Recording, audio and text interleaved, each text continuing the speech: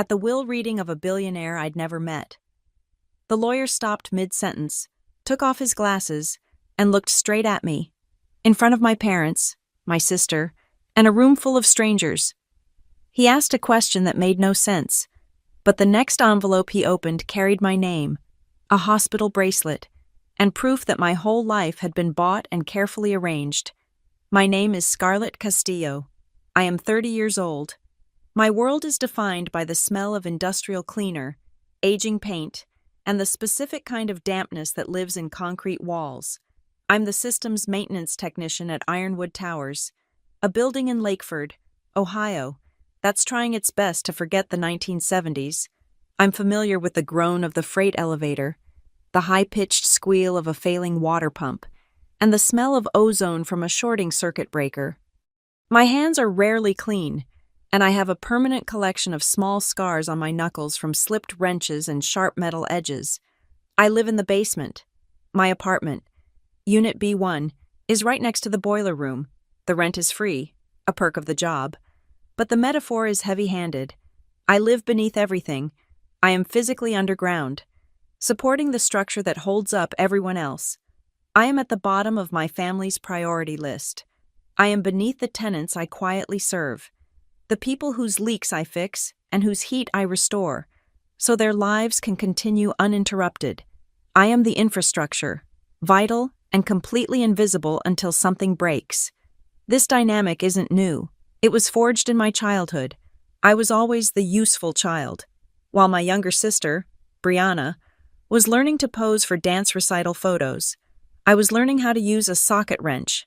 When the driveway needed shoveling, Russell, my father, would conveniently have a bad back.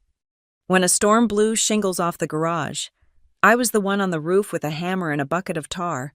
I learned to change the oil in my mother's car, replace the wax ring on a toilet, and patch drywall. Brianna was the star, the one praised for her grades, her social life, her new dresses. I was the one handed a tool. My parents, Janet and Russell Castillo, are people obsessed with appearances. They value looking stable far more than being stable. My father loves to tell his friends, "My oldest Scarlett, she can fix anything." He says it with a puff of pride, the same way he'd show off a new table saw in the garage. He talks about me like I'm a reliable piece of equipment, a built-in convenience. My mother, Janet, is more direct. Her favoritism for Brianna is a bright, public thing. Brianna is the investment. I am the utility. This arrangement goes far beyond household chores. It extends to my bank account. I am the family's emergency fund. I pay the gas bill when they forget. I cover the credit card payment when Janet overspends on a new coat. I paid for the new water heater last winter when theirs finally rusted through. I've repaired their leaking roof, rewired their faulty outlets, and bailed them out of more tight spots than I can count. Each time, the script is the same. A phone call, a sigh of manufactured stress, and then the line, delivered with a weary smile. "You're strong, Scarlett. You can handle it." It's not a compliment. It's a justification. It means, you can bear the weight we refuse to. The difference between my sister and me is stark. Brianna works in digital brand marketing for a glossy, meaningless company called Lumenrise Media. Her work is conducted from a sleek, silver laptop, usually from a trendy coffee shop or the pristine spare bedroom in her apartment. Her job involves analyzing engagement and curating an Instagram feed that looks nothing like her real life. She talks about metrics and influencers.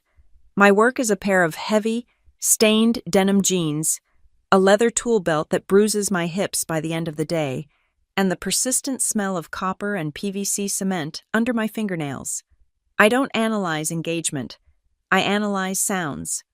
I can stand in a tenant's bathroom and tell by the specific acoustic pitch of the water moving through the walls whether they have a simple clog or a critical pressure drop in the main stack. My work is real. It has weight. It keeps people warm and dry. A perfect example happened last week.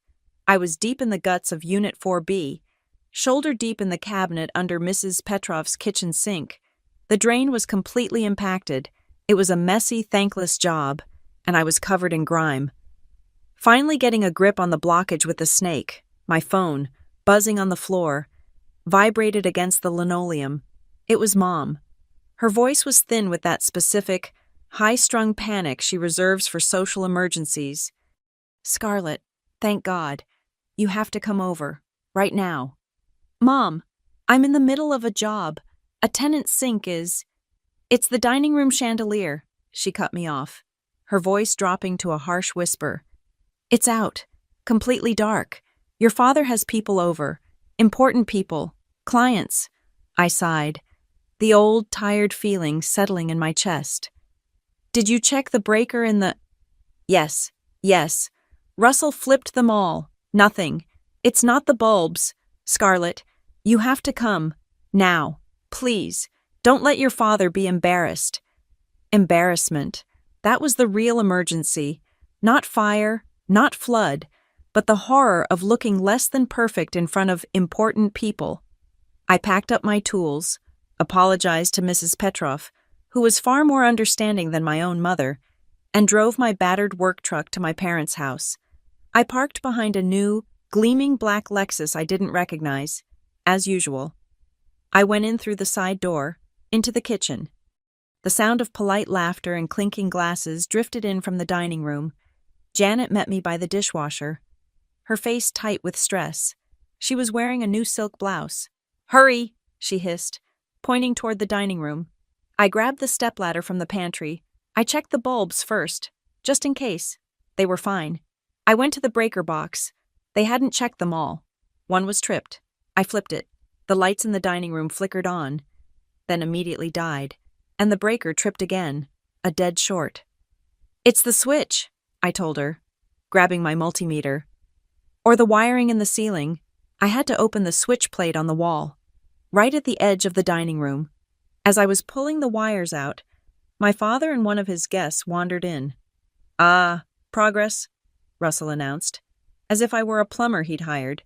The guest, a man in an expensive-looking suit, looked at me, then at my dirty jeans and tool belt. "This is our daughter, Scarlett," my father said, gesturing vaguely. "She's just helping us out with some maintenance work. Temporarily." Temporarily. I'd been doing this for 15 years, as I was testing the wires, careful not to touch the wrong contacts. I heard Brianna's clear, confident voice from the table. "And the engagement on the new campaign is up 14% since we optimized the landing page. The synergy is just incredible." "Our Brianna," I heard my mother chime in, her voice full of genuine pride. "She's a natural at marketing, so creative." I found the problem, a loose neutral wire, arcing against the metal box, a fire hazard they'd been living with. I tightened it, wrapped it in electrical tape, and carefully pushed everything back into the wall. I screwed the plate back on. "Try the breaker now," I said to my dad. He did. The chandelier, a monstrosity of fake crystal, blazed to life. "There we go," Russell boomed, clapping me on the shoulder. "See good as new. Knew you could fix it." He and his guest returned to the table, the conversation about stocks resuming immediately. Janet, seeing the lights on, just gave a short, relieved nod and turned her attention back to the party. I stood in the hallway, wiping grease from the switch plate onto my jeans. I could hear their world. They talked about retirement funds, second homes, and a very wealthy acquaintance someone knew. It was a world of polished surfaces. And then there was the world I knew. I knew their roof had a leak over the guest bedroom that I'd patched myself last month. I knew they were hiding 2 maxed-out credit card statements in the back of the kitchen junk drawer. I knew the clients were just old neighbors my father was trying to impress. And I knew the house's wiring was nearly 40 years old and desperately needed a full replacement. But they'd rather buy a new rug for the entryway. I don't hate the work. I love it. Machines are honest. A pipe leaks because it's broken, not because it's trying to manipulate you. A circuit breaks because it's overloaded, not because it's disappointed in you. You find the problem. You fix the problem. It works. It's a simple, honest transaction. With my family, I'm not a person. I'm just a free service. A talking insurance policy against inconvenience, attached to a checking account. It makes me think of an old tenant at Ironwood, a quiet, strange old man in Unit 8C. I'd helped him fix a flickering desk lamp once.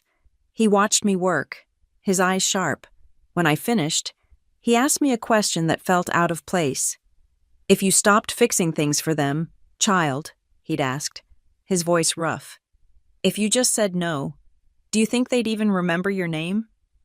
I'd laughed it off at the time. "Of course they would," I said. "They're my family." But the question stuck. It stuck with me for months. Tonight, back in my basement apartment, the hum of the main boiler vibrating through the floor. I look at my modest paycheck on the table. Next to it is a small pile of their bills. The electric, the gas, the past due notice for the water. I'd picked them up from their kitchen counter before I left. I sit there for a long time in the quiet, smelling the faint trace of ozone on my hands. I realize the old man was right. They aren't grateful for me. They're just grateful for the convenience. It was a Tuesday morning, and the air in the main boiler room was thick enough to chew. I was halfway through my weekly check of the heating system, my flashlight beam cutting through the dusty air, my ears tuned to the deep, rhythmic thrum of the main pump. I was listening for the telltale click or hitch that signals a bearing is about to fail. It was my world, predictable and mechanical. That's when Dave, the mail manager, poked his head around the steel doorway. He hated coming down to the basement, always complaining the humidity was bad for his sinuses. "Scarlett got something for you," he called out, waving a large, stiff envelope. I wiped my hands on a rag, leaving a dark grease stain, and walked over. "Looks serious," I said.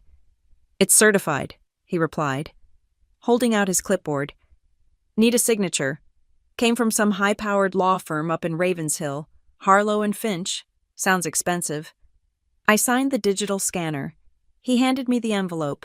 It was heavy, made of thick, cream-colored cardstock. It felt wrong in my hands, too clean for the boiler room. I looked at the address. It wasn't a mistake. It was typed, crisp and black. Ms. S. Castillo, CIO, Ironwood Towers Maintenance Office. Not my apartment, not the main management, my office, my job title as an address. My first thought was a lawsuit, maybe a tenant slipping on a patch of ice I was supposed to have salted. Or worse, debt collectors finally tracking down my parents and listing me as a contact. I tucked the letter into the back pocket of my work pants, the corner scratching against my wallet. The boiler kicked on with a loud whoosh, and I forgot about it. That Sunday, the letter was still in the console of my truck when I drove to my parents' house for our obligatory dinner. The smell of pot roast and my mother's nervous anxiety met me at the door. It was the same every week. Russell, my father, would be watching golf in the living room, and Brianna would be at the kitchen table, scrolling through her phone, her face illuminated by the blue light, looking bored. "You're late," Janet, my mother, said from the stove, not looking at me. "The roast is drying out."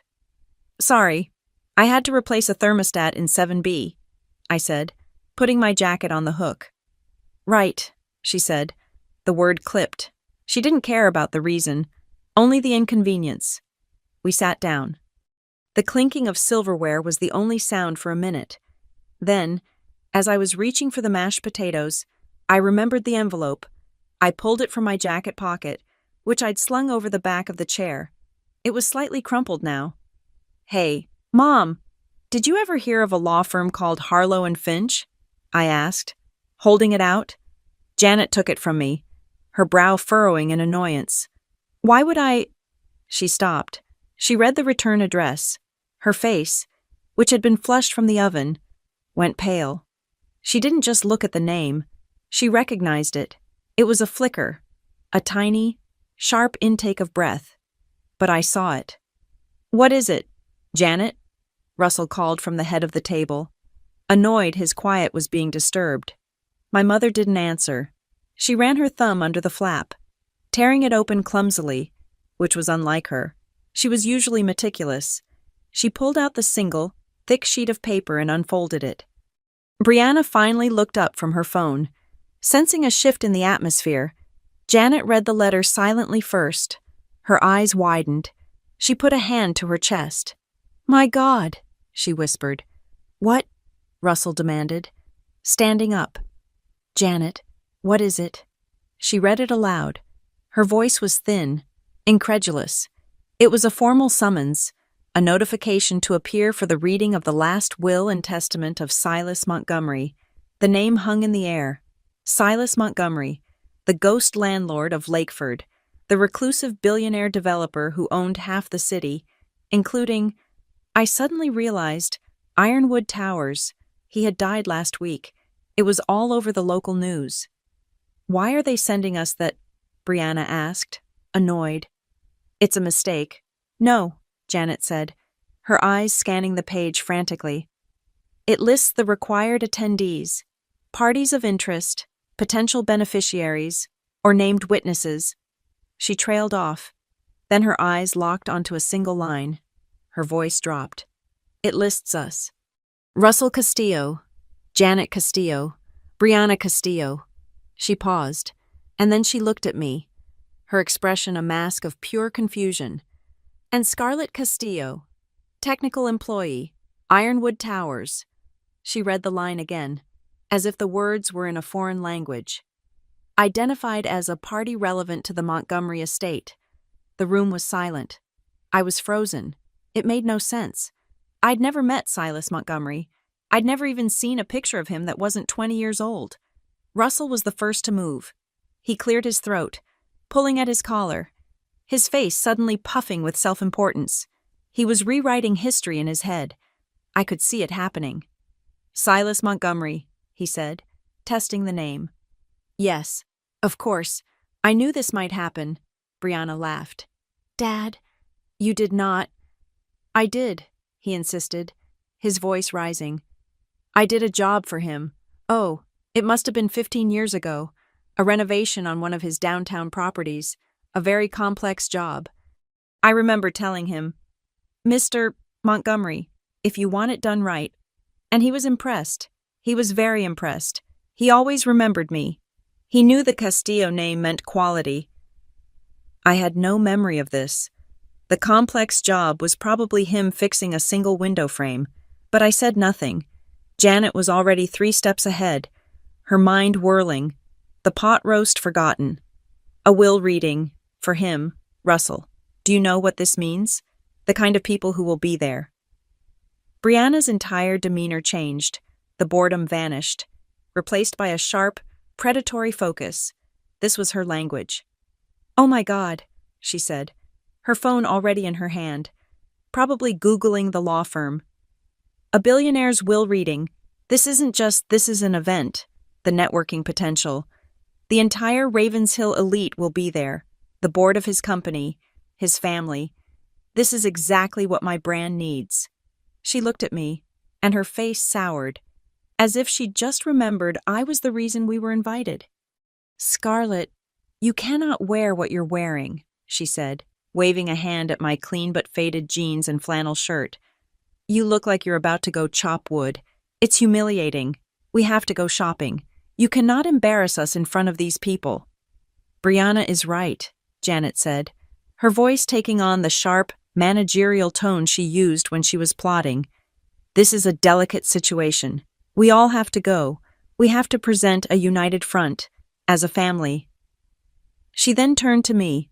The look she gave me was the same one she used when I was 12, and she was sending me to the store with a complicated coupon. "Scarlett, you will drive us.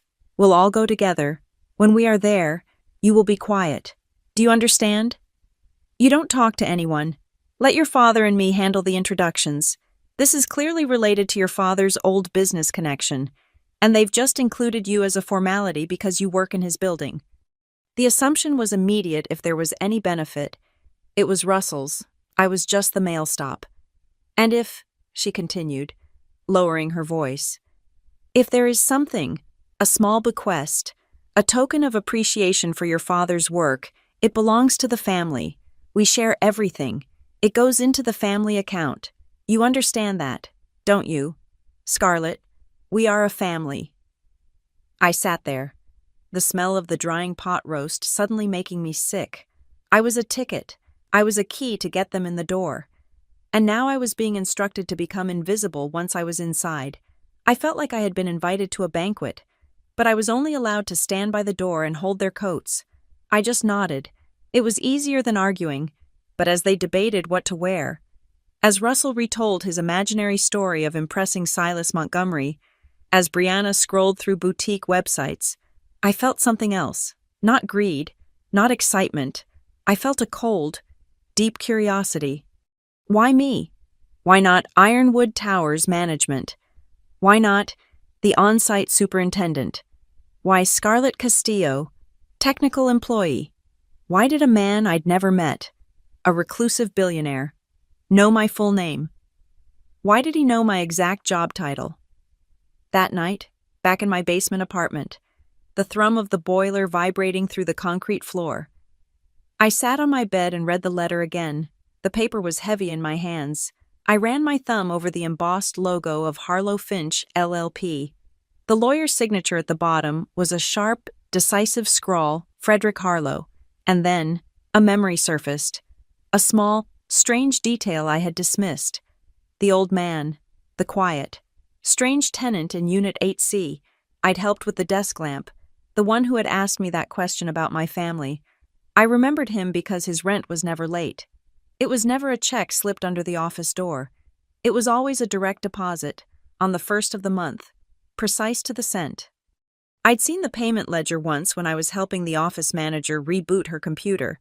The sender was not a person, it was an entity, Montgomery Urban Trust. I had assumed it was just one of the dozens of shell companies Silas Montgomery used to manage his properties. But the old man, he had been in that apartment for 2 years. He had been quiet, polite, and watchful. A chill ran down my spine. What if the old man was Montgomery? The idea was absurd. A billionaire living in a rundown one-bedroom at Ironwood Towers. But the letter in my hand felt too specific. If I was just a technical witness to something, why not name the building? Why not name my employer? The management company. Why call me out by name? My family was going to Ravenshill chasing money. They were dreaming of windfalls and networking. They saw this as their lucky break. Delivered by me. I decided, sitting there in the humming silence of the basement, that I would go. I would drive them. I would sit in that room, but I wouldn't be doing it for them. I was going for me. I was going because a dead billionaire had known my name, and I had to find out why.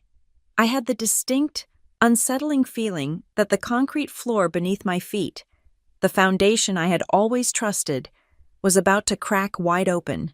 My whole life, built on the steady, predictable logic of machines and repairs, felt like it was about to be torn apart like a wall full of rotten plaster. Before the day of the will reading, Silas Montgomery was just a name to me, a ghost story that Lakeford told itself. Everyone knew of him, but no one knew him. He was the ghost landlord. The newspapers, scrambling for stories after his death, had to use grainy photos from the 1980s, showing a sharp-faced man in a suit staring down a camera. His legend was pure contradiction. He was the devil who had bought up the old textile district for pennies, evicting dozens of families, only to let the buildings rot for a decade. He was also, according to rumors I'd heard from the guys at the supply house, the anonymous donor who paid for the new pediatric wing at the Ravenshill Hospital. He was a ruthless capitalist. He was a secret philanthropist. He lived in a fortress called Montgomery Cliff House, a monolithic slab of dark stone and glass built on a ridge overlooking the city, a place so isolated it might as well have been on the moon. He owned my building, Ironwood Towers, but in the 10 years I'd worked there, he had never once set foot inside, or so I had thought. My only connection to the Montgomery name was the memory of the old man in Unit 8C. It was about 2 years ago. A cold afternoon in late November. I was in the lobby, checking the emergency lighting, when I heard a scraping sound and a low, frustrated grunt. At the bottom of the 3 shallow steps leading up to the main mailboxes, an old man in a manual wheelchair was stuck. One of his front caster wheels was jammed tight against the concrete lip. The wheel twisted sideways. He was wearing a thin gray wool coat that looked at least a size too big, and a dark blue knit cap pulled down over his ears. He was just an old, tired man, and he was completely, hopelessly stuck. I didn't ask if he needed help. I just saw the problem. "The wheel's jammed," I said, crouching beside him. "Looks like the bearing is shot and the axle's bent." He stopped struggling and just looked at me. His eyes were not old. They were sharp, piercing blue, and they took in my tool belt, my dirty hands, and my name patch with a quick, analytical glance. "That seems to be the diagnosis." "Yes," he said, his voice a dry rasp. I pulled my multi-tool from its sheath. "Hold the brake," I said. I grabbed the wheel, braced my foot against the chair's frame, and used the pliers to work the bent metal fork back into alignment. It took a minute of brute force, but it finally popped free. The wheel spun, albeit with a slight wobble. "This is just a temporary fix," I told him, standing up and wiping grease on my jeans. "You need a new caster assembly." I turned and looked at the short flight of steps. This whole setup is a joke. It's not just the steps. The ramp on the other side is too steep. It's not even close to code. We've been complaining about it for years. I was mostly talking to myself, frustrated. I turned back to him. "It's a lawsuit waiting to happen. If the owner of this building had to actually sit in this chair for one day and try to get his own mail. I hope he'd feel ashamed of himself." The old man watched me. He didn't thank me for fixing the chair. A small, dry smile cracked the corner of his mouth. "Do you think owners care about shame, child?" he asked. The question was so direct, so strange. It stopped me. I wasn't used to tenants engaging in philosophical debate. "I don't know," I answered honestly, pushing my hair out of my face. "But there are some things you can't buy. Self-respect is one of them. Forcing people to struggle like this just to get their mail, it's wrong." He just nodded, a slow, deliberate motion. "Self-respect," he repeated, as if tasting the word. He wheeled himself around, the caster wobbling, and moved toward the elevator. I watched him go, then went back to checking the lights. A few weeks later, a memo came down from the central office. I rarely saw them, but this one was specific. It was an email from Montgomery Urban Trust. It was a work order, with a budget attached that made my eyes water. It was approval for a brand new, fully compliant, heated accessibility ramp for the front entrance. We had been petitioning for that ramp for 5 years. Management always said it was not in the budget. I was thrilled, but I was also confused. I scrolled to the bottom of the email, looking for the reason. There was a single typed line in the notes section, "Actioned as per the recommendation and on-site analysis of the Ironwood Towers technical staff." I just figured the old man had filed a formal complaint. And the technical staff line was just corporate speak. I never, not once, connected the quiet man in the cheap coat with the billionaire's signature on the approval. He was just a person who needed help, not a wallet. He moved out a few months later, and I hadn't thought about him again. Until now. The week leading up to the reading was, in a word, a circus. My family didn't just prepare. They mobilized. It was like they were planning a royal visit.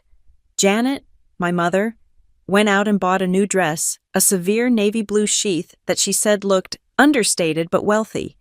She spent an entire afternoon debating which pair of earrings made her look respectable. Russell dug through the back of his closet and emerged holding a hideous paisley silk tie. "This is the one," he announced. "I was wearing this tie the day I met that millionaire client from the pharmaceutical company, the one who loved my proposal." He held it up as if it were a holy relic. Brianna, naturally, was the worst. She treated the summons as a personal invitation to the upper crust. She bought a new black coat with a faux fur collar that looked ridiculous. She spent hours researching the other potential attendees, the board members of Montgomery Holdings, the old money families of Ravenshill. "This isn't about the will, not really," she explained to me, as if I were a child. "It's about the room, the connections. One conversation in that room could be worth more than anything that old man leaves us. I've already prepared my introduction." They even debated my existence, my job. We can't just tell people she's the maintenance tech, Janet said, the panic rising in her voice as she looked at me with open disappointment. It sounds, I don't know, it sounds poor. We'll say she's an infrastructure systems technician, Russell offered, puffing out his chest. That sounds official. No, Brianna snapped, not even looking up from her phone, where she was practicing her signature. That's just putting lipstick on a wrench. It's still blue collar. We say she's transitioning into project management. It sounds ambitious. It sounds like she's not stuck. They sat at the kitchen table and argued about what label to stick on me, as if I weren't in the room, the truth of who I was, the work I actually did, the skills I was actually proud of, was just an inconvenient detail. It was something to be sanded down, plastered over, and repainted to match their preferred image.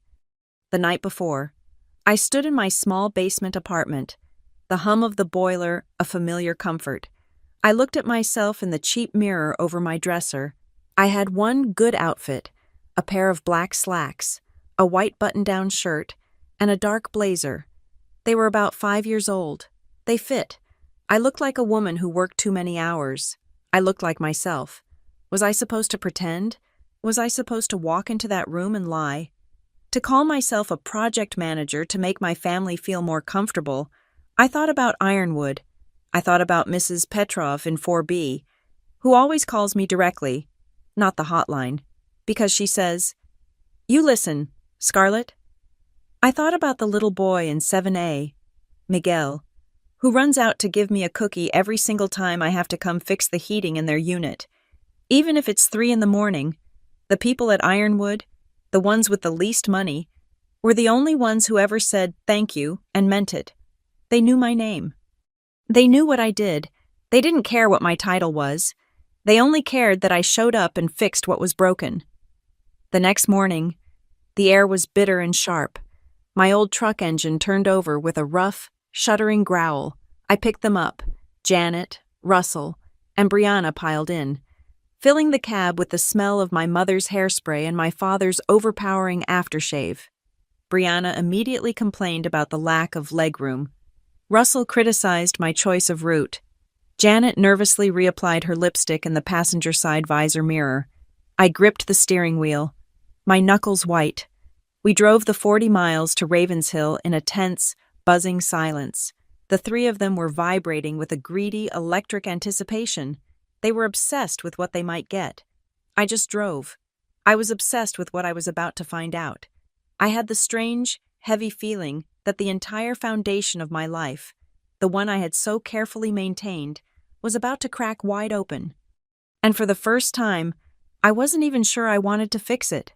We walked out of my truck and through the revolving glass doors of the Ravenshill Financial Tower. It was like stepping into another atmosphere. The lobby of Harlow Finch LLP was not a room. It was a statement. It was a canyon of polished, cream-colored marble and dark, gleaming granite. The ceilings were so high they seemed to disappear into shadow, and the air was cold, still, and smelled faintly of lemon oil and old money. It was silent. Not the comfortable, humming silence of my basement boiler room, but an aggressive, expensive silence, the kind that makes you aware of your own breathing. Our footsteps echoed. My boots, the ones I had scrubbed for an hour last night, still had a faint, ghostly ring of winter salt on the leather seams. They squeaked on the polished floor. The sound felt obscene, like a curse in a church. Behind a desk that was a single, massive slab of dark wood, a receptionist looked up. She was a woman in a crisp, white silk blouse, her hair perfect, her expression neutral. Her eyes did a complete, 2-second inventory. They slid over my 5-year-old blazer, registered the salt stain on my boots, moved to Brianna's faux fur collar with a flicker of polite contempt, and settled on Russell's paisley tie. She knew exactly what we were. We were the charity case, the mistake, the punchline. "The Montgomery reading?" she asked, her voice as smooth and cold as the marble. She hadn't even waited for us to speak. 30th floor. The elevators are to your left. Mr. Harlow's assistant will meet you. We were dismissed. We rode the elevator in that same awful silence.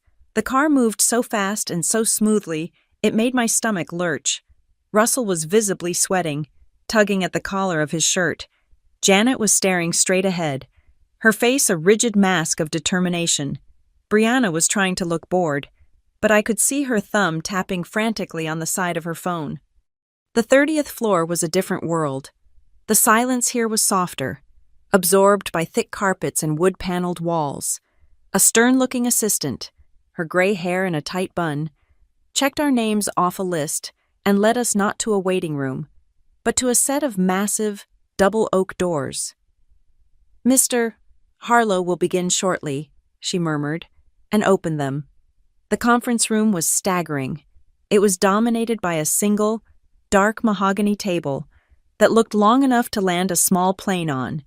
It was surrounded by at least 30 high-backed leather chairs.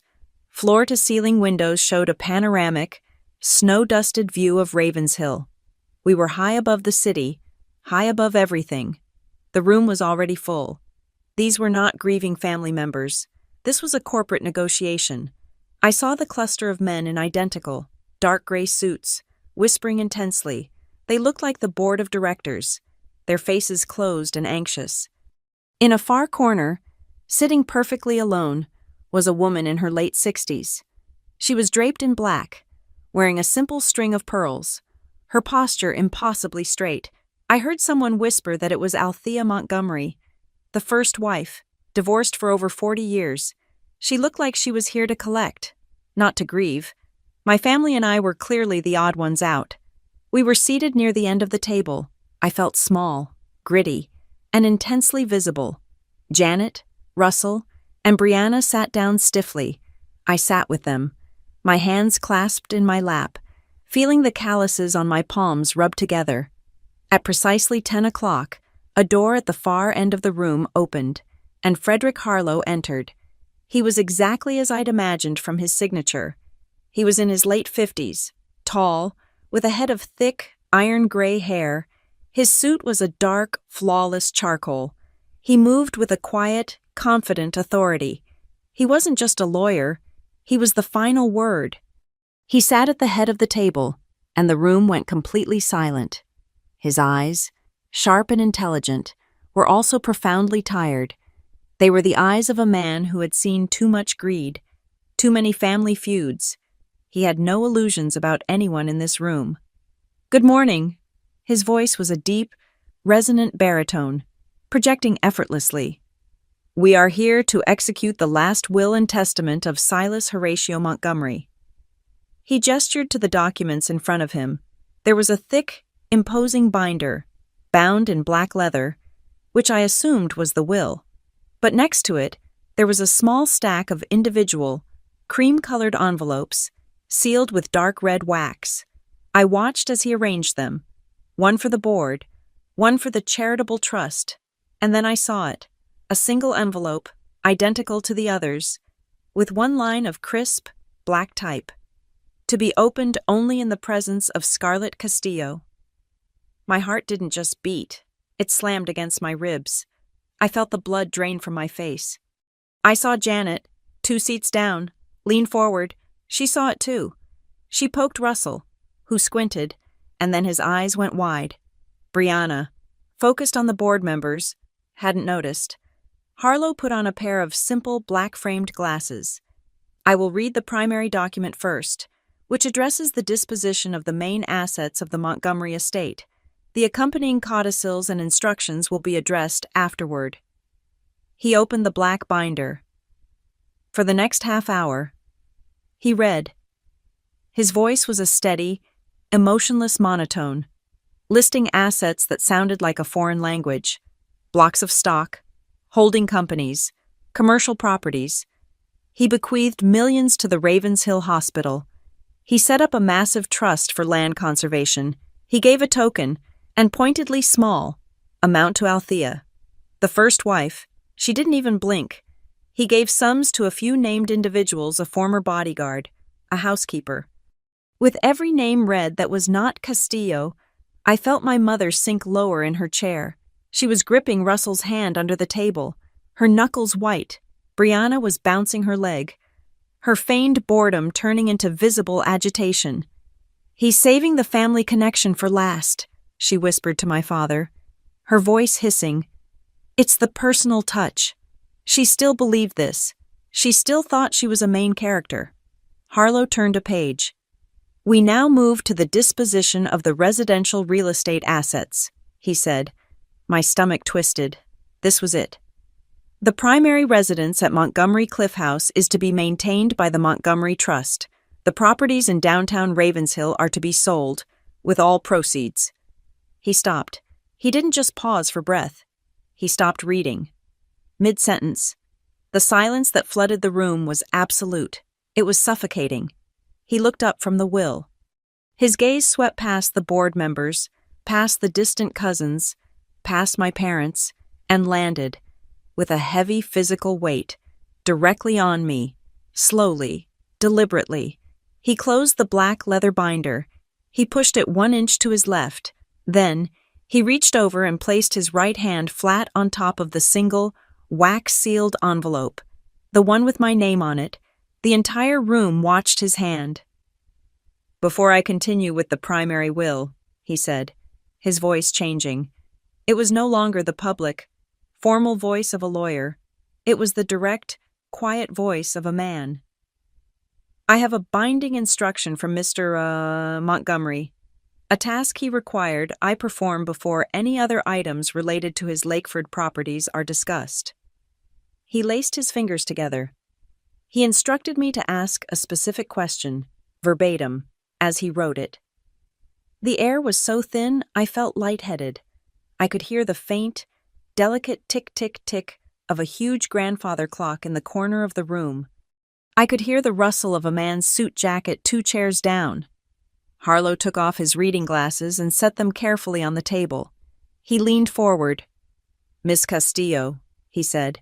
His voice was not loud, but it cut through the silence and seemed to land only in my ears. "Do you know your parents?" It was a sonic boom. Every single person in that room, the executives, the stony-faced ex-wife, my father, my mother, my sister. Every head swiveled on its neck and stared at me. My blood turned to ice water. I couldn't breathe. Beside me, Janet made a small, strangled sound. Russell looked like he'd been punched, all the color draining from his face. Brianna, confused, let out a sharp, nervous scoff.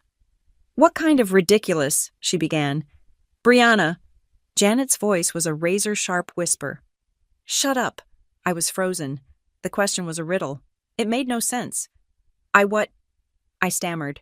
Harlow's expression did not change. He was not being cruel. He was simply performing his duty. "The question," he repeated, patient as stone, "is, do you know your parents?"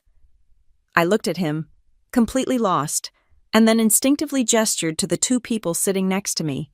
2 people who were now staring at Harlow as if he were a snake.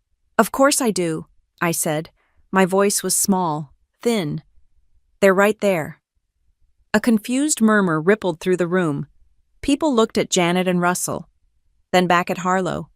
They thought it was a prank, a cruel joke by a dead eccentric.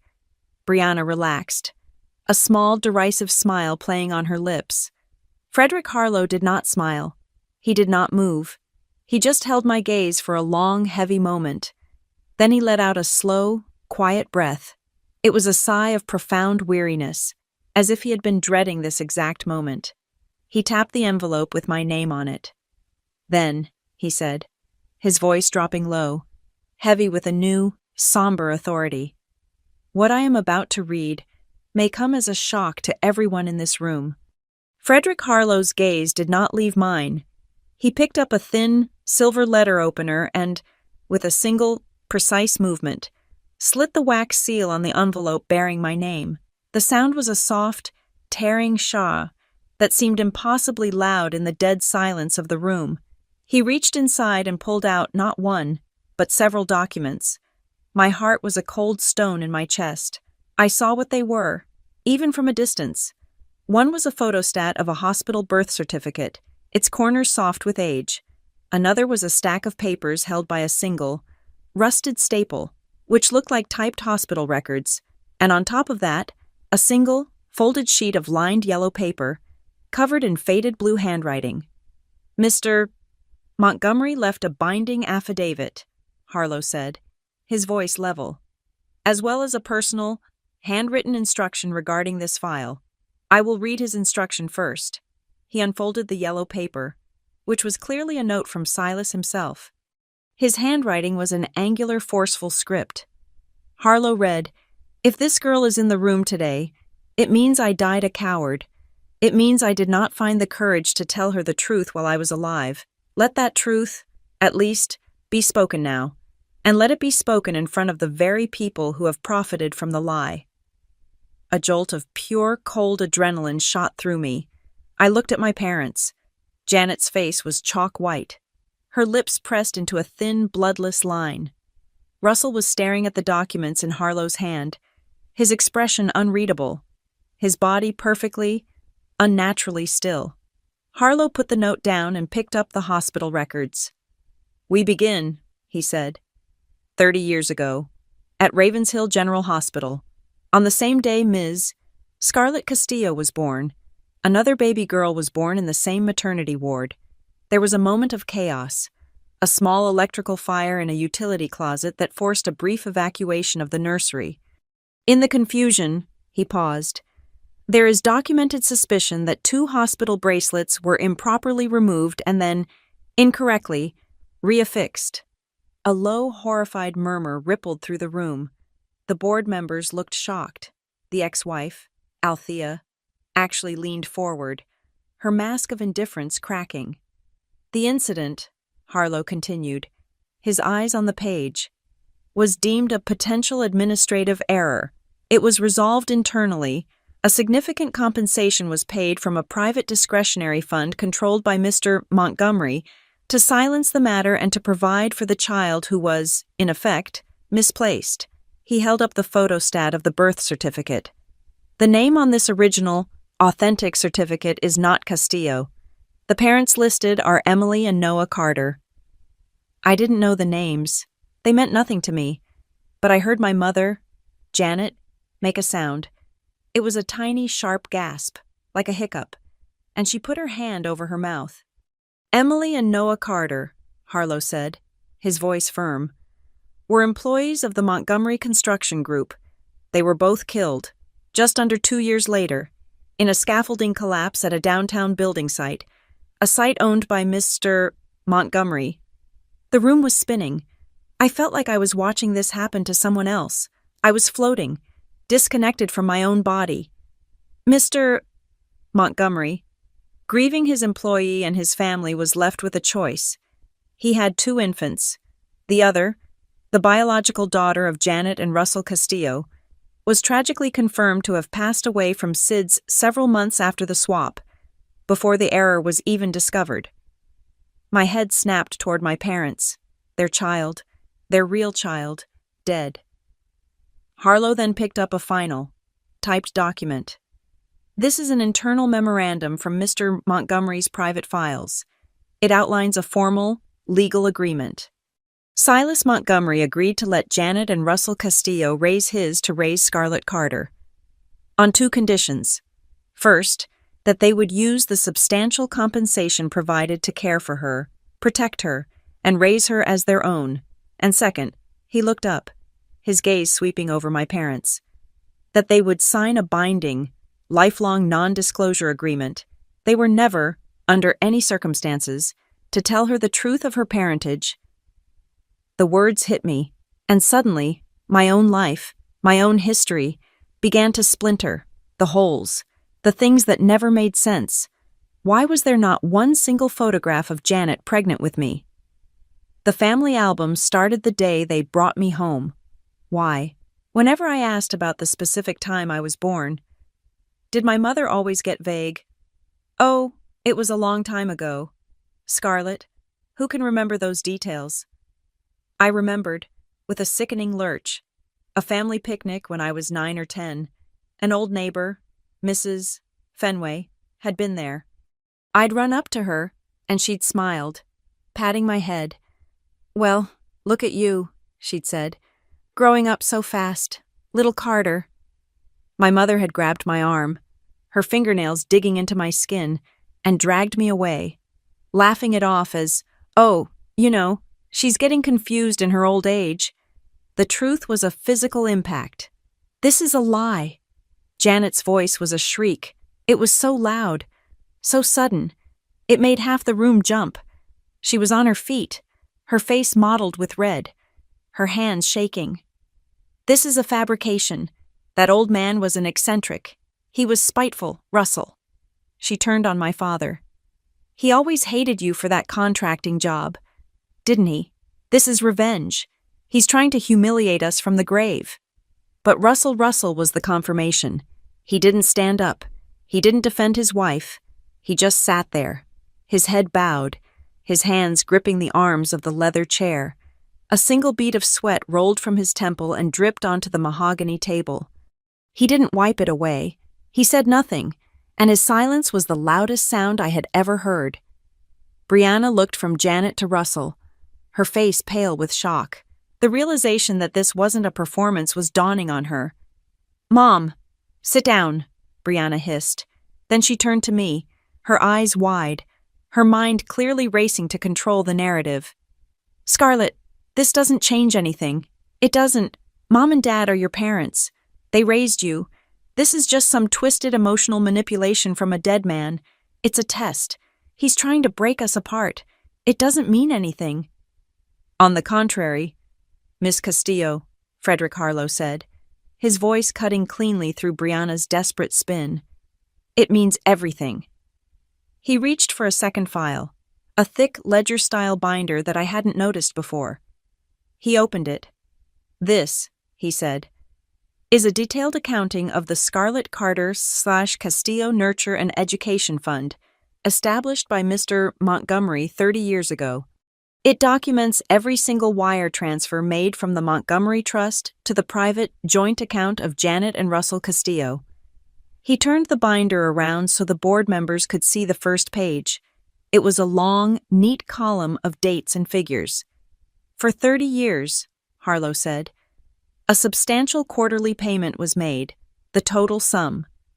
He named a figure that made my stomach drop into my shoes. It was a stunning amount of money. It was a fortune. It was enough to buy their house outright, 5 times over.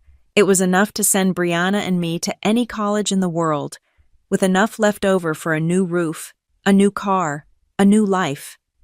The funds, Harlow read, his voice dry and devoid of emotion, were earmarked specifically for all costs associated with the housing, healthcare, nurture, and private university education of Scarlett Carter/Castillo. And that was the final piece. That was the betrayal that eclipsed all the others. My mind flashed. Me, at 18, sitting at the kitchen table, Janet and Russell across from me, their faces full of regret. A 4-year university. Scarlett, we don't have the money. We just can't. Me, at 22, pulling a double shift at the diner to pay for my HVAC certification course. Me, last winter, standing on their roof in the freezing rain, nailing down shingles myself because they couldn't afford a roofer. Me, just last week, transferring the last $300 from my savings to cover their electric bill. All my life. I thought I was the strong one, the useful one, the one who had to shoulder the burden because my family was struggling. I thought I was paying their debts. The truth was so much uglier. They weren't poor. They had been paid. They had been paid a fortune to raise me. They had taken the money. They had spent the money. And then, when it was gone, they had turned to me, their useful daughter, and made me pay for them all over again. I felt the blood rush to my head. I felt sick. The room was tilting. I wasn't their daughter. I wasn't even their burden. I was their paycheck. And when the paycheck ran out, I became the bank. I looked at Janet, who was now sobbing into her hands. I looked at Russell, who still hadn't moved, a statue of pure, pathetic guilt. I looked at Brianna, who was just staring at the ledger, her mind clearly calculating the amount, the sheer volume of money that had passed through their hands and disappeared. I had been sold, and I had been paying the people who sold me for the privilege. Frederick Harlow let the silence sit. He let it poison the air. Then, quietly, he reached for one last item on the table. It was a single, small envelope, identical to the others, also sealed with wax. This one, too, had my name on it. He slid it across the polished mahogany. It stopped directly in front of me. "And this," he said, his voice softer now, almost gentle, "is a personal letter Mr. Montgomery left only for you. I was instructed to give it to you, but only if you still wanted to listen. After all of this was read—" I didn't wait for the assistant. I stood up, my chair scraping back with a sound that felt like a tear in the fabric of the room. I walked out. I don't remember nodding to Harlow or seeing the faces of the board members. I just remember the feeling of the thick carpet under my shoes, and then the cold, smooth marble of the hallway. The stern-faced assistant was waiting. "Miss Castillo, there is a private lounge, just here, if you need a moment." She opened a door to a smaller room. It was all glass, overlooking the snowy city. It was empty. I walked in, and she closed the door behind me, leaving me in total, high-altitude silence. I stood by the window for a long time. The city below was just a map. Cars were just moving dots. It was all unreal. My hands were shaking so badly I had to clench them into fists. The envelope was still in my hand. The small one. The one just for me. I sat down on a stiff, modern sofa. My fingers fumbled with the wax seal. I tore it open, my calloused thumb ripping the heavy paper. Inside was a single, folded sheet of the same heavy, cream-colored stationery. The handwriting was not the same forceful script as the note. This was different, slower, more deliberate, as if written with great effort. "Scarlett," it began. "By the time you read this, I will be gone. I have spent the last 30 years of my life as a coward, and I am writing this in the hopes that my death will finally undo the damage my fear has caused. My name is Silas Montgomery. I am your grandfather. Your mother was my daughter, Emily. She was my only child. She was stubborn and brilliant, and she refused to live the life I had planned for her. She didn't want the money. She didn't want the name. She wanted to build things. She fell in love with a man named Noah Carter, a foreman on one of my sites, and they had you. They died in a scaffolding collapse. My site, my company, my fault. I cut corners on a safety inspection to meet a deadline. I killed my own daughter." I had to stop reading. My chest was so tight I couldn't get air. I looked out the window, at the gray, unforgiving sky. Emily, the name Russell had whispered. My mother. I forced myself to look back at the page. I found out about the hospital swap a month later. It was a mistake, a 1 in a million chance, but in my grief, I saw it as a solution. I saw Janet and Russell Castillo, a couple who worked for a small subcontractor I knew, grieving their own lost child. I saw an opportunity. I made a coward's choice. Instead of claiming you, of raising you myself and facing the scandal, I chose money. I paid them. I paid them handsomely to raise you, to keep you safe, to give you the life I had stolen from your mother. I told myself it was for the best. I told myself you would be better off, away from me, away from the name Montgomery. I was wrong. I watched from a distance. I saw them cash every check, and I saw them deny you everything. I saw them send Brianna to dance class and you to the garage to fix the lawnmower. I saw them take the money for your education and spend it on a new car. I saw them turn you into their servant, all while they lived off my blood money. 2 years ago, I couldn't stand it anymore. I had to see you. I had to know, for myself, who you were. I was the old man in the wheelchair at Ironwood Towers. The letter fell from my hand. It fluttered to the thick carpet. The old man, the worn coat, the sharp, blue eyes. Do you think owners care about shame? Child, I picked up the letter, my whole body trembling. You came over to me. You didn't ask who I was. You didn't wait to be asked for help. You just saw a problem and fixed it. You knelt on that dirty lobby floor and forced my wheel back into alignment. And then you looked me in the eye. And you didn't ask for a tip. You didn't ask for anything. You just said that the building should treat people with more dignity.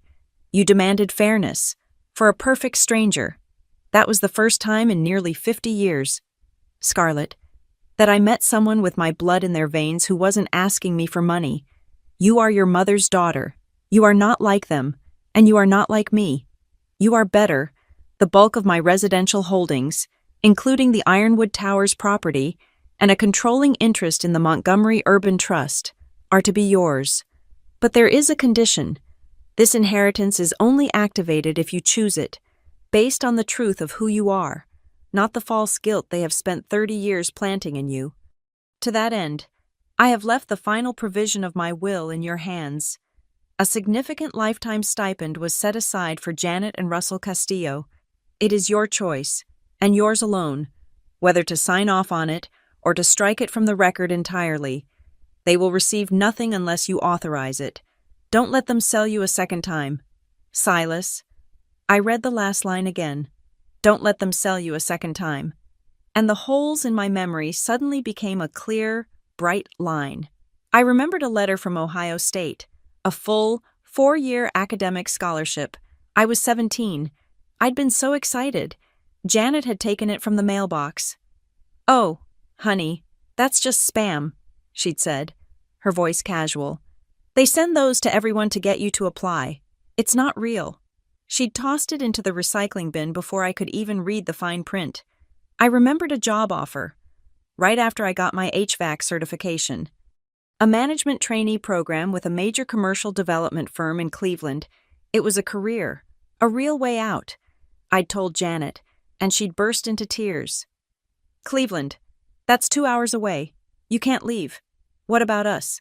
What if your father gets sick? What if the house falls apart? You can't be that selfish. Scarlett." I had stayed. I had turned down the job.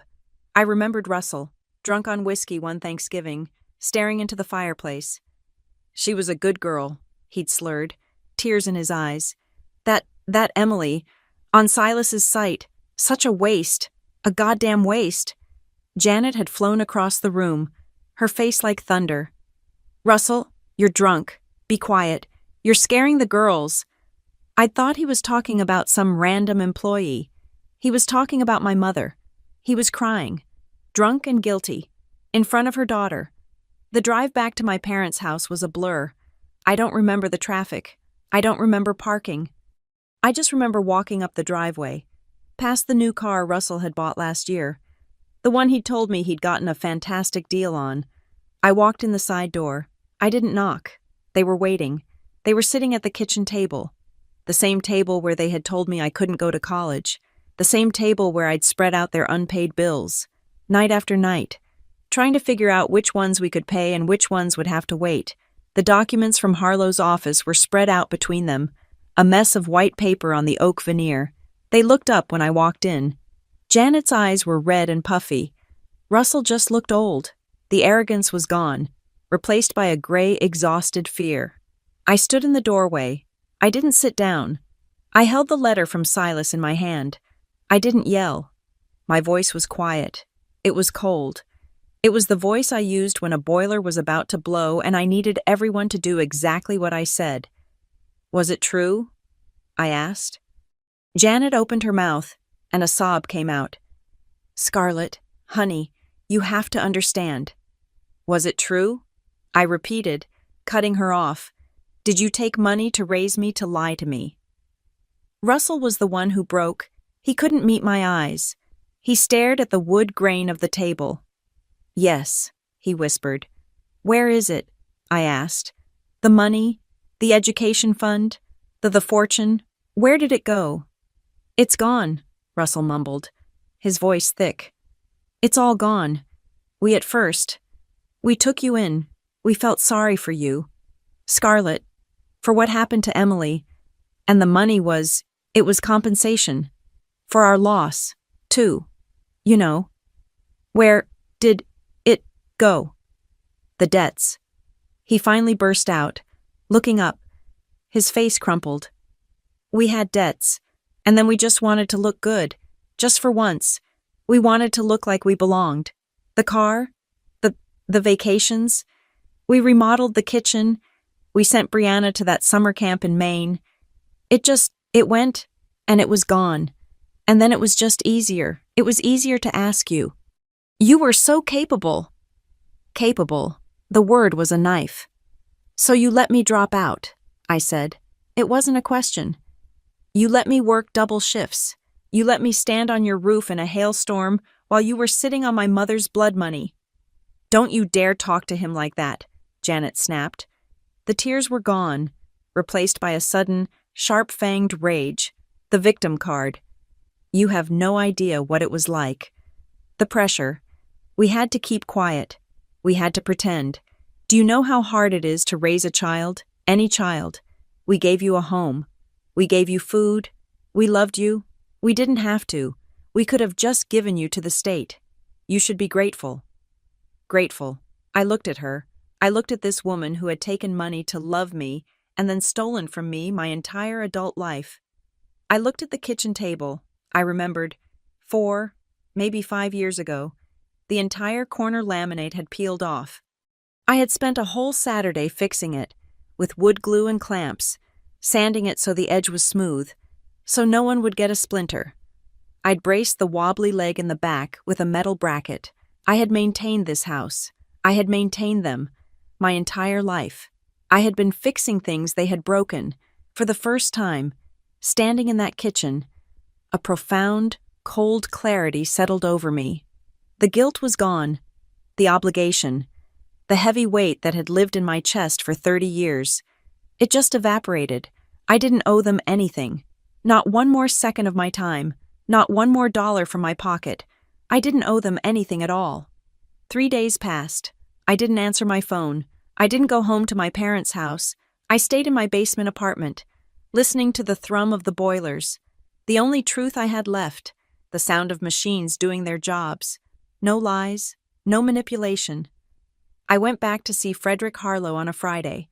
The city was gray, the sky low and heavy. This time, his assistant led me straight to his personal office. It was a room walled with dark wood and leather-bound books, a room that smelled of old paper and quiet power. He didn't sit behind his desk. He sat in one of the leather armchairs near the window, gesturing for me to take the other. "Miss Castillo," he said, his voice quiet.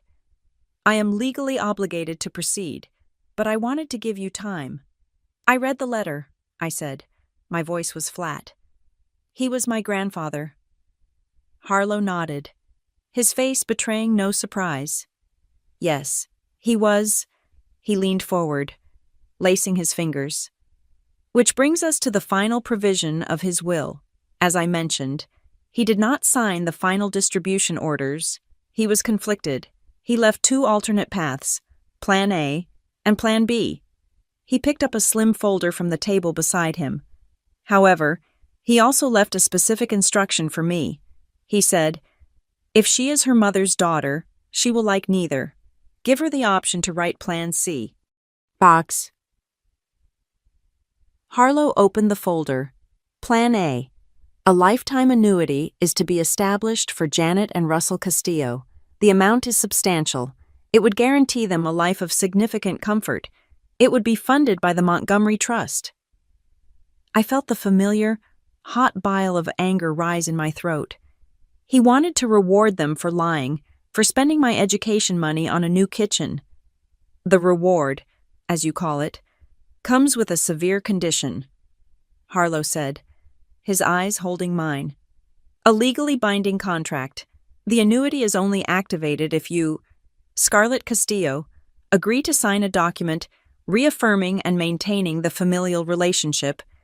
You would be required, by law, to continue to be their daughter, to attend holidays, to never speak publicly of the arrangement. The money is a leash. Miss Castillo, he wanted to see if you would put your own neck in it, in exchange for peace. I felt sick. It was a bribe for my silence. And Plan B. Plan B, he said, turning the page. Janet and Russell Castillo are struck from the will entirely. The funds allocated for their annuity are, instead, tripled by a matching grant from the main trust. That new larger sum is to be placed into a new foundation, the Ironwood Community Trust, a fund dedicated to capital improvements, rental subsidies, and trade education scholarships for the low-income residents of Ironwood Towers and the other Lakeford properties. The trust, he paused, would be managed by a board, with you, as the controlling beneficiary of the properties, serving as the chairperson. He closed the folder. He trusted your choice, Scarlett, but he also knew, better than anyone, the power of 30 years of emotional conditioning. He knew they would try to manipulate you. That is why he gave the final authority to you, and not to them. The choice is entirely yours. I sat there, the two worlds colliding in my head. Plan A. Pay them off, chain myself to them forever, and let them win. Plan B. Cut them off, and help. I thought of Marla in Unit 4B, the single mother who always tried to pay her rent in installments and apologized for every late fee. I thought of Mr. Green in 9A, the veteran whose old wheelchair always got jammed in the warped elevator doorway. I thought of Miguel, the little boy in 7A, who runs out to give me a cookie every time I fix his radiator, his face beaming with pride. These people were my community. They were the ones who saw me, who knew my name, who were grateful for the work of my hands. They were the ones living under the thumb of rich men they never saw, their lives hanging on the thread of a broken heater or a leaking roof, as if summoned. My phone, which I'd set to silent, vibrated on the polished wood table between us. I glanced down. A text message from Janet. It was the latest in a storm. The siege had begun the moment I walked out of their kitchen. For 3 days. My phone had been an instrument of emotional warfare. At first, the calls were tearful, panicked, Janet's voice on my voicemail, full of static and sobs. Scarlett, honey, please come home. We can talk about this. We were wrong, but we love you. Your father is sick with worry. When I didn't answer, the tone shifted. The guilt began. Russell, his voice thick and angry. After everything we did for you, after all the sacrifices, this is how you repay us. You owe us. Scarlett, a child has a duty to their parents. Then, yesterday, the final, desperate escalation, a text from Janet. It was a photograph. Brianna, sitting at that kitchen table, her face red and swollen, tears streaming down her cheeks. The caption, "You are destroying this family. Your sister is heartbroken. How can you be so cruel?" And Brianna. Her own text had come late last night. At 2 a.m, no tears, no apology. Just pure, unfiltered demand. I don't know what you think you're doing, but you need to stop. They are still the people who raised you. They gave you a home. They fed you. You can't just throw them out in the street because you're having a tantrum. If you're getting all this money from that old creep, the least you can do is make sure mom and dad are taken care of. We are still a family. We are still a family. It wasn't a statement of love. It was a financial claim. It meant, your assets are our assets. Your luck is our property. I looked at the phone, still vibrating. They are persistent, I said to Harlow, my voice hollow. They are desperate, he corrected. Their entire lifestyle, built on a lie, is about to end. They will say anything. I looked up from the phone at this quiet, intelligent man who knew all my secrets. Everyone, I said, is telling me what my duty is. Janet, Russell, Brianna, even Silas. His whole will is a test of my character. He's telling me what I should do. Not one person in this entire god-awful mess has asked me what I want.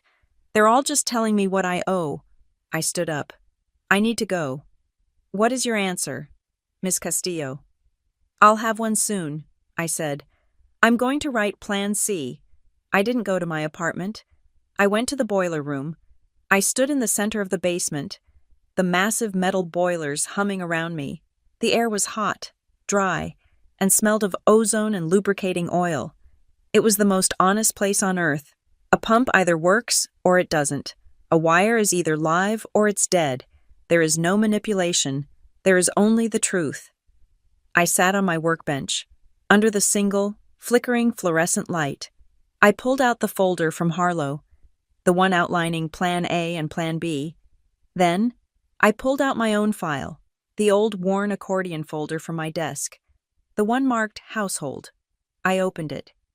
I spread my own records out on the workbench, right next to Silas Montgomery's multi-million-dollar proposals, the receipts, the $8,000 invoice from the roofing company I'd paid off in installments, the canceled check for Brianna's emergency car repair, the stack of credit card statements from Janet's card, the one I'd paid down, month after month, so their interest wouldn't cripple them, the unpaid gas bills, the water bills, the notice from the collections agency for Russell's failed business venture. I looked at Plan A. Maintain the familial relationship. It was just another bill, a new, permanent, emotional invoice. I looked at Plan B. The Ironwood Community Trust. It was justice. It was good. But it was Silas's solution. It wasn't mine. I took a blank work order form from my desk and turned it over. I picked up a pen. I would not be their blank check, and I would not be Silas's executor. I would be my own. I went back to Harlow's office the next morning. I didn't wait for an appointment. I handed the single sheet of paper to his assistant and said, "I'll wait." He saw me in 5 minutes. He was holding the paper. He had read it. His face was a mask of professional neutrality, but I saw something in his eyes. Respect. "In 35 years of practicing estate law," he said, his voice quiet, "I have seen children sue their siblings over a chipped gravy boat. I have seen families destroyed over $10,000. I have never seen anyone turn down easy money like this." "It's not easy money," I said, my voice as steady as the boilers in my basement. "It's not easy money when it's just a different set of chains. It's not easy money when it's tied to the people who sold you.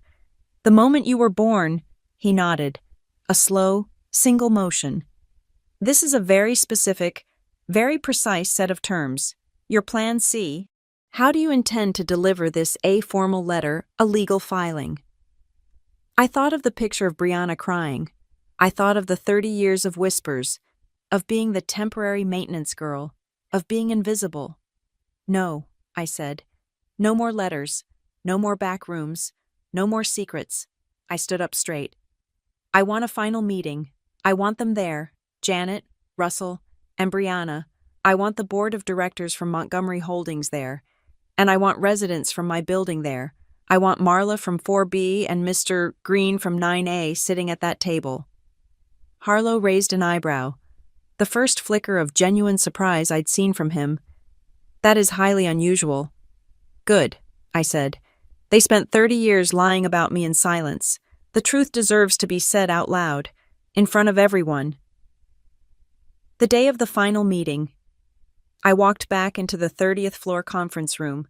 The air was just as cold, the marble just as polished, but I was different. I was not the terrified, invisible attachment to my family. I was the reason everyone was here. Harlow's assistant led me in. The room was fuller than before. The board of directors was there, their faces like stone, clearly furious that this private matter was being aired out.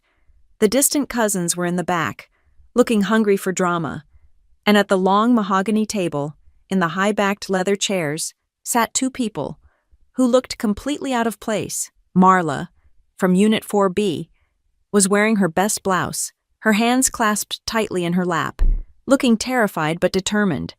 Beside her was Mr. Green from 9A, his old military jacket pressed, his face grim. I had asked them to come, and they had. They were my witnesses. Then, the main doors opened, and they entered, my family. They had outdone themselves.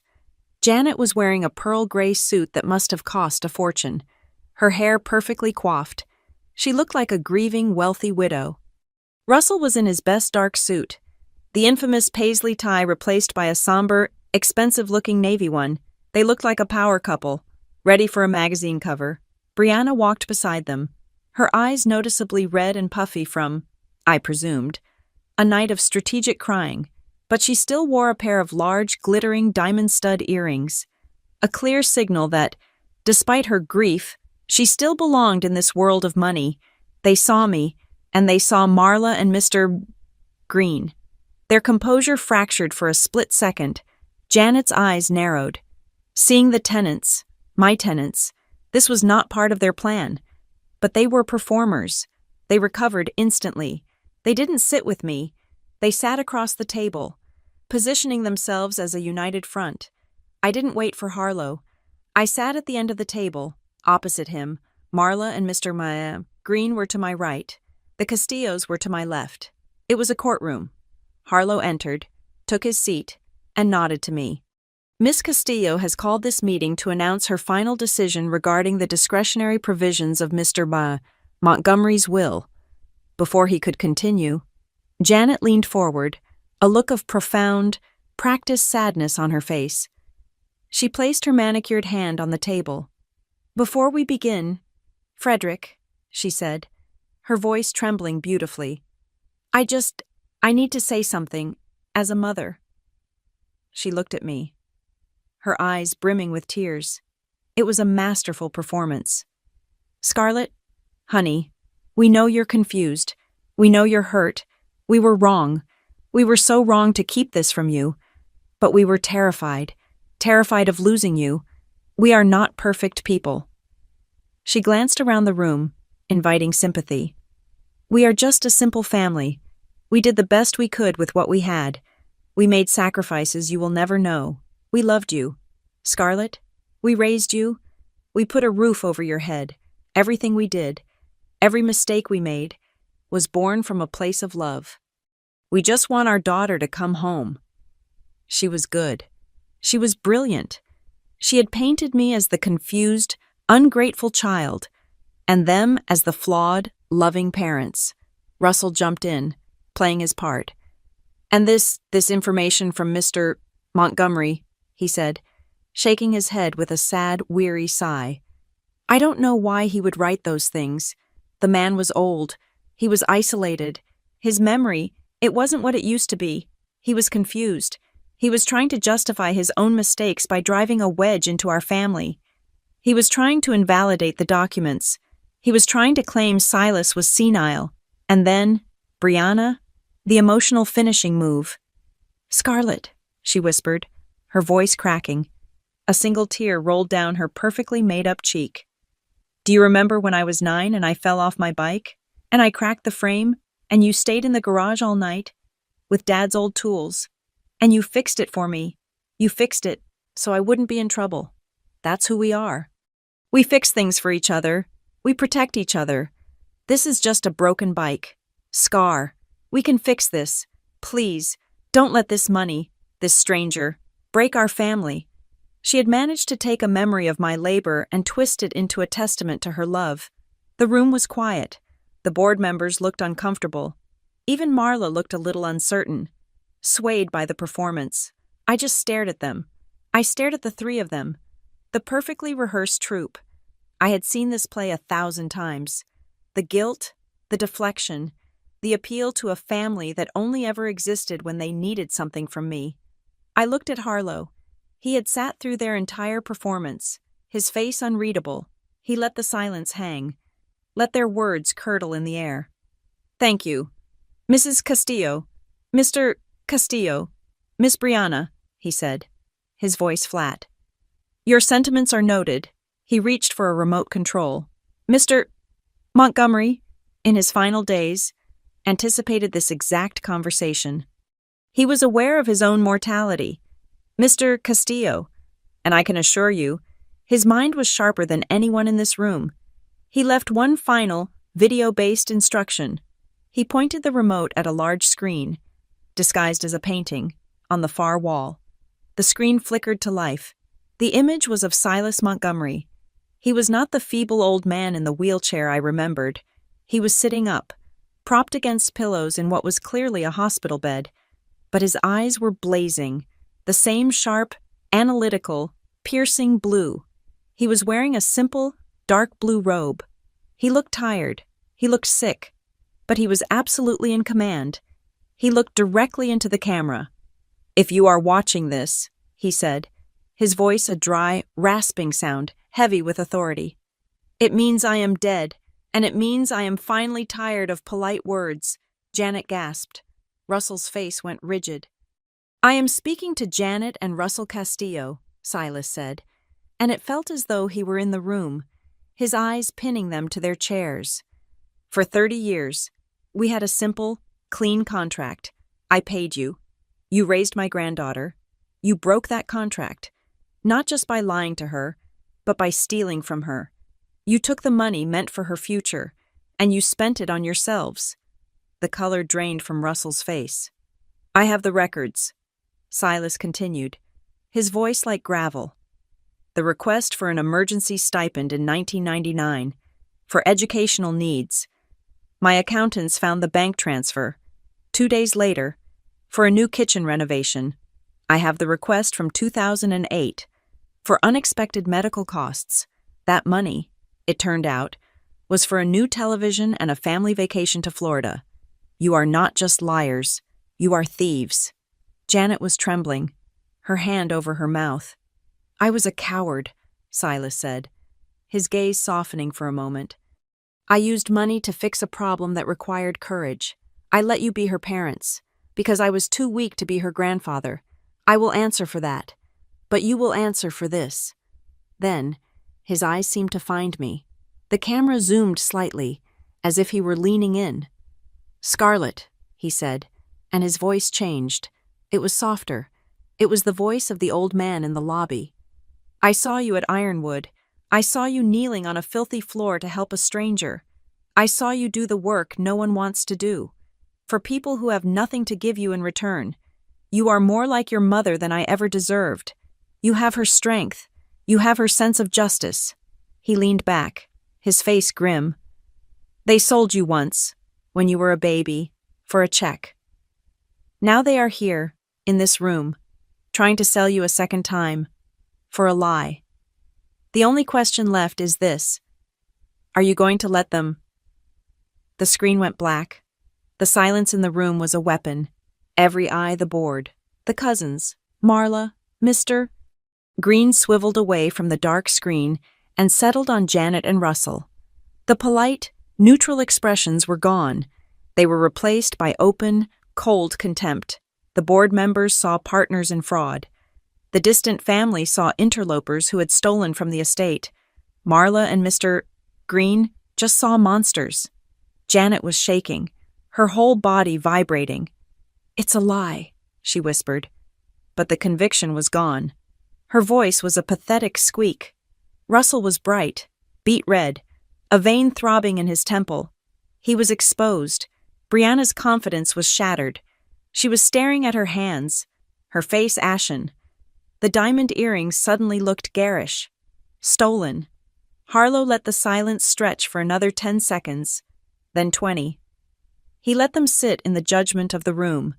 Then, he calmly reached for another file, a thick one, a new one. He slid it across the table until it rested in front of me. "Mr.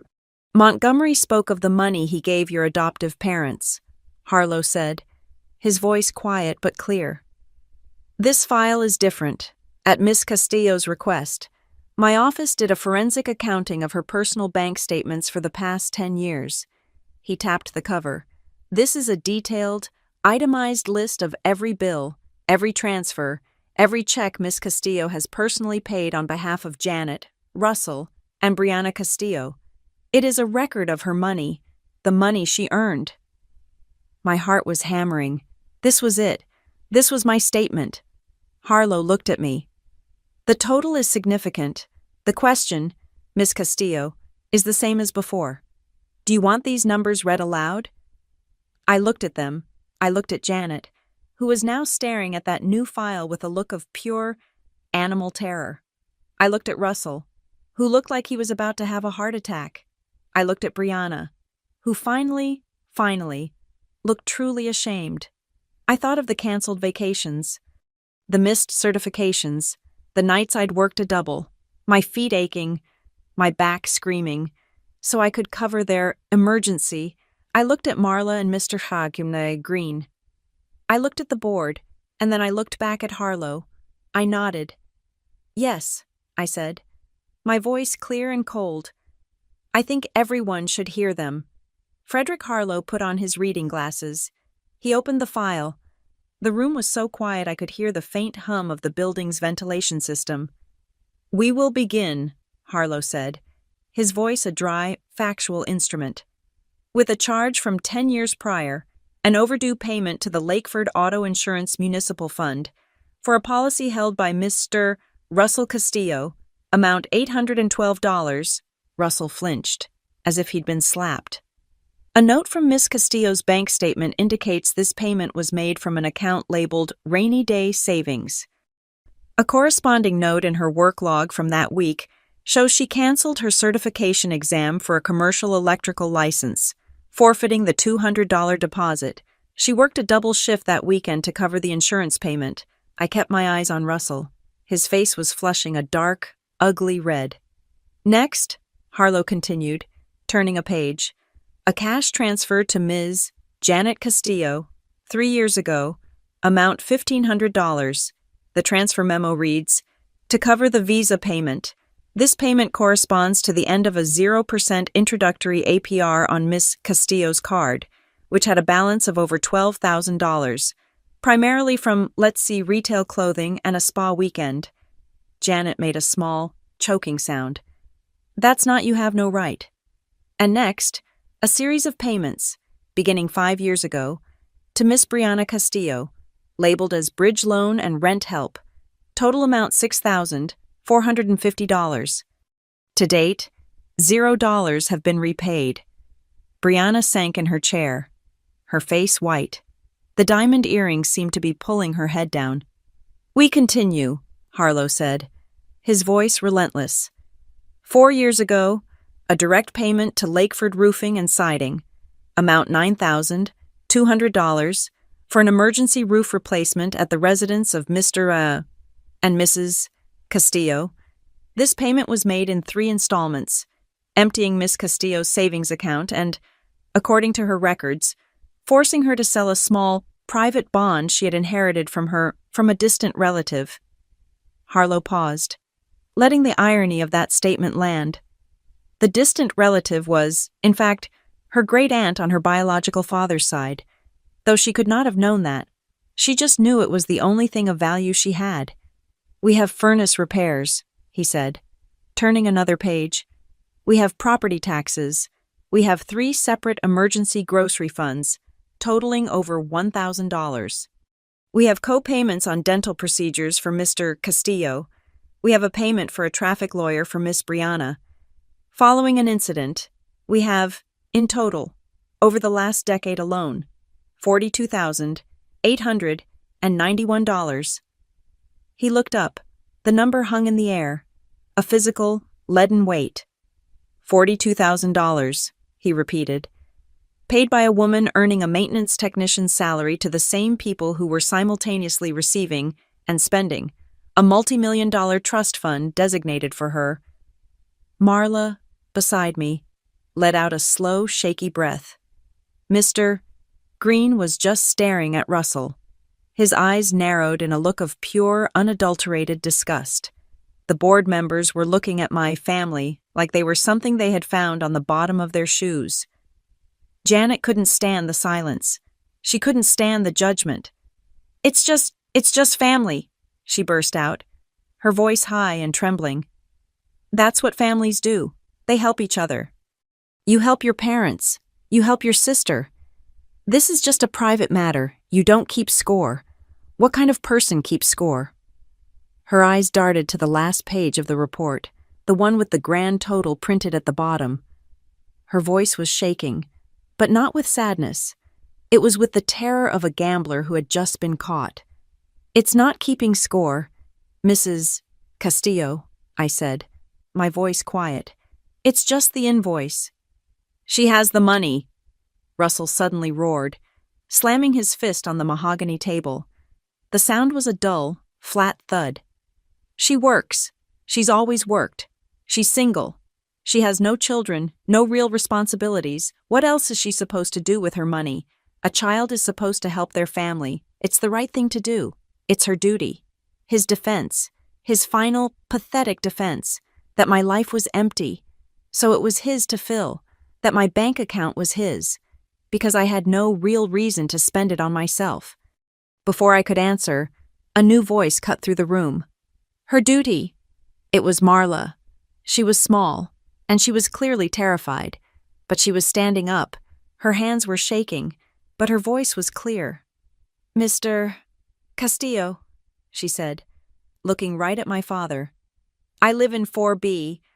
I'm a single mother, 2 kids, last winter, in January, the big storm. My heat went out. It was 3 in the morning, and my kids were so cold. I called the emergency line, and Marla pointed at me. She came, not in an hour, in 15 minutes. She was there, with her tools, and her face was so tired. She looked like she hadn't slept in 2 days. Marla's voice cracked, but she pushed on. The furnace was dead. The pilot assembly was shot. She worked on it for 2 hours, in the freezing cold, in a dark closet. She got it running. And when she was done, I started crying. Because I didn't have the money. I wasn't going to get paid for another week. I told her I couldn't. I couldn't pay the emergency fee. I begged her not to report it. She looked at me, her eyes wet. And you know what she did? She just packed up her tools, and she told me, "Don't you worry about it, Marla. We'll just call this a building malfunction. No charge." And she left. She never told anyone. She never asked for anything. Marla turned back to Janet and Russell. Her fear was gone, replaced by a cold, hard anger that I had never seen in her. "You sat on a fortune," she said, her voice shaking with rage. "You had all that money, and you not only let her work like that, you took from her. If I had that kind of money, if I had been paid that much to raise a daughter like her, I damn sure wouldn't be making her sleep on a concrete floor in a boiler room to pay my debts." The atmosphere in the room tilted. It was a physical shift. The judgment from the board, which had been passive, became active. The anger was no longer just about financial fraud. It was about human decency. That was when Brianna exploded. She shot to her feet, her chair scraping back. Her face was splotchy and red, the tears of her earlier performance replaced by a wild, defensive fury. "Oh, stop it!" she shrieked, glaring at Marla, at Harlow, at me. "Just stop it, all of you. You're all just sitting here, turning her into this saint, this perfect little victim. You don't know her. She likes this. She loves it." She pointed a finger at me, her hand shaking. "She loves being the martyr. She loves being the capable one, the one who swoops in and fixes everything, because it makes her feel superior. It makes her feel better than everyone else. She did this. She paid for things because she wanted to. She wanted to hold it over our heads. She wanted us to owe her the gaslighting. It was so familiar. It was the final desperate move, to paint my generosity as a weapon, to paint my sacrifice as an act of arrogance. I didn't argue. I didn't raise my voice. I just looked at her, at my little sister, who I had protected, who I had fixed that bicycle for, who I had paid a lawyer for. I let her finish. And in the ringing silence that followed, I asked one simple question. "Bree," I said, my voice perfectly level, "when was the last time you paid me back $1 single?" She stared at me. Her mouth opened, then closed. There was no answer. The silence was the answer. I let it hang for a long, painful beat. Then, I turned to Harlow. "I think we're ready for the next slide." Harlow nodded. He pressed the remote. The black screen of the TV flickered back to life. It wasn't Silas this time. It was a document. It was a legal charter. Crisp, black, digital text. At the top, the title read, "The Ironwood Community Trust." I heard Janet suck in a breath. Harlow stood. "This," he said, "is a draft of a new, fully funded charitable foundation. Its mission is to use the assets originally earmarked for familial stipends to fund capital improvements, trade school scholarships, and emergency rental assistance for the low-income residents of Mr. Montgomery's Lakeford properties." He looked at me, then at the stunned board members, then at my family. "This is the core," he announced, "of Miss Castillo's Plan C, and it replaces, in its entirety, the lifetime annuity for Janet and Russell Castillo outlined in Plan A." The words landed. It took a second, and then the final performance. No. Janet's voice was not a yell. It was a primal scream of loss. It was the sound of a vault door slamming shut. She lunged forward, gripping the edge of the table, her perfect pearl gray suit rumpled. "You can't. You cannot do that. We raised you. We loved you. You owe us. We are your parents. You owe us." The sobs were real this time. They weren't performance. They were the raw, ugly tears of loss, not the loss of a daughter. The loss of a bank account. I looked at her. I looked at the woman who had sold me, lied to me, and stolen from me.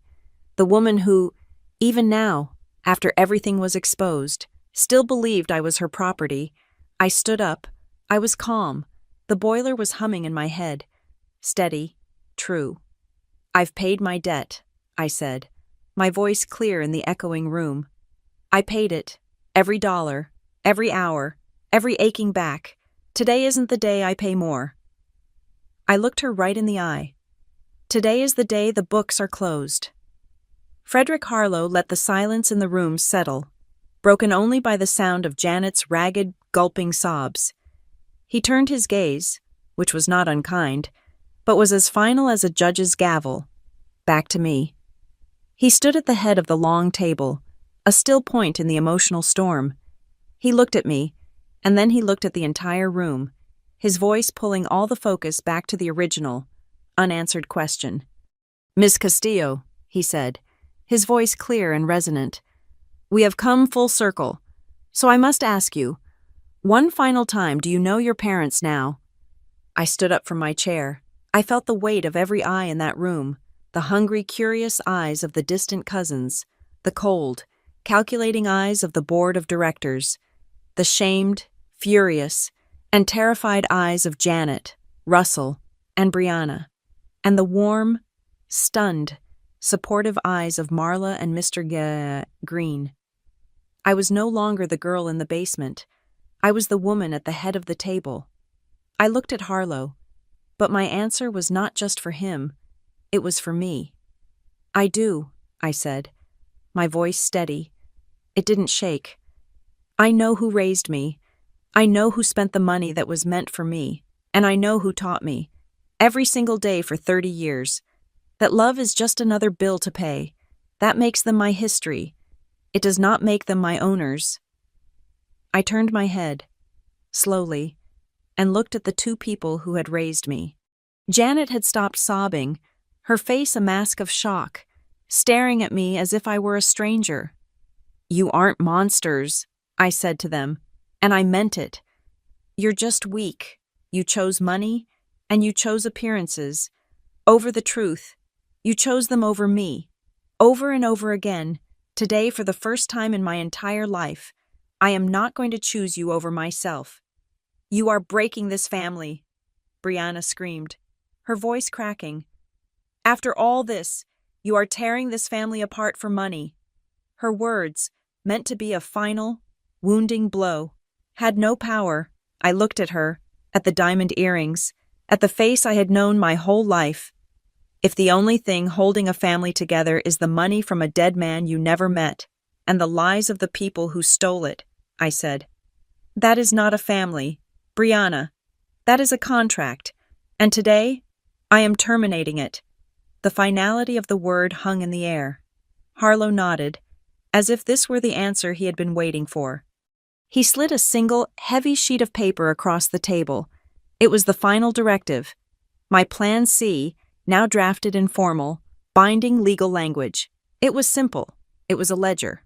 On one side, family stipend, Janet Russell Castillo zeros. On the other, Ironwood Community Trust fully funded. And at the bottom, the lines that had made my hands shake when I'd first read them: controlling beneficiary and legal owner of Ironwood Towers and associated Lakeford residential assets, Scarlett Castillo. Harlow placed a heavy, gold-nibbed pen on top of the document. Are you certain, Miss Castillo? He asked. His voice was formal. It was not to sway me, it was for the record. It was to certify that this choice was mine, made freely, without duress. Once this is signed, you cannot revert to Plan A. This decision is final. I looked at the paper. I thought of every night I had spent on a cold floor, my back aching, my hands raw, fixing their mistakes. I thought of every holiday party where I was introduced as an afterthought, the handy one. I thought of every family photo I was asked to step out of, so they could get a good one of just the three of them. And I thought of Miguel's face when I fixed his radiator. I thought of Marla's tears of relief. I thought of the quiet dignity of Mr. Carlos Green. I thought of the honest, simple truth of a well-oiled machine. I picked up the pen. My hand was perfectly steady. I signed my name, Scarlett Castillo. The sound of the pen nib scratching across the heavy paper was the only sound in the room. It was a dry, final, decisive sound. It was the sound of a key turning in a lock. It was the sound of a chain breaking. For 1 second, there was a stunned, absolute silence. Then, chaos. You will regret this. Janet lunged, her face a grotesque mask of rage. She scrambled across the table, trying to grab my hand, to grab the paper. You'll be alone. You'll have all that money and you'll be alone. And one day, you will need us. Russell was on his feet, his face purple. This is illegal. You can't do this. We will sue you. We will sue him, he screamed, pointing a shaking finger at Harlow. This is coercion. He manipulated her. You vulture. Brianna, in the most Brianna move possible, was already on her feet. But she wasn't yelling. She was sliding over to one of the board members, her voice a low, desperate hiss. This is a shock, a complete shock. She's not well. But I want you to know, this doesn't reflect on our family's stability. She was trying to network. Even now, Frederick Harlow did not raise his voice. He did not even flinch. He simply pressed a small, discreet button on the intercom on his desk.